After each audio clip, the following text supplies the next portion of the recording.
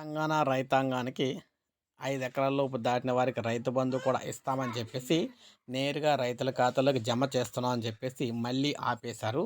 So, రాష్ట్రంలో రైతు బంధు పథకం కింద యాసంగి సీజన్‌కు గాను 5 ఎకరాలకు పైగా ఉన్న రైతులకు సైతం ప్రభుత్వం నిధుల విడుదల ప్రక్రియను ప్రారంభించింది. ఈ నిధులు ఆర్థిక శాఖ ద్వారా బ్యాంకులోకి చేరగా, సో, వీటినైతే రైతులకైతే జమ చేస్తారని చెప్పేసి అనుకున్నారు. కానీ, సో, ఎన్నికల సంఘం మళ్ళీ రైతు బంధు నిధులకు సంబంధించి ఆపేసిందనమాట. సో, వారు పర్మిషన్ అయితే ఇవ్వలేదు. ఎట్టి పరిస్థితుల్లో ఆపాలని చెప్పేసి చెప్పారనమాట. ఎట్టి పరిస్థితుల్లో ఎన్నికలు పూర్తయిన తర్వాతే విడుదల చేయండి. అప్పటిదాకా ఇయ్యొద్దని చెప్పేసి వారైతే చెప్పడం అయితే జరిగింది. సో, ఈ నేపథ్యంలో మళ్ళీ ఏదైతే ఈ రైతు బంధుకు సంబంధించిన పెట్టుబడి సాయం అయితే జమ చేయాల్సిందో కార్యక్రమం అయితే మళ్ళీ ఆగిపోయిందనమాట. ఇప్పుడు మళ్ళీ చూసుకున్నట్లయితే మనకి ఎన్నికలు పూర్తయిన తర్వాత మాత్రమే ఈ డబ్బులైతే విడుదలవుతాయని చెప్పేసి మనకైతే తెలుస్తుంది క్లియర్‌గాన. అంటే మే 13 తర్వాతే 14, 15 ఈ టైంలోనే మళ్ళీ రైతు బంధు డబ్బులైతే రాబోతున్నాయి.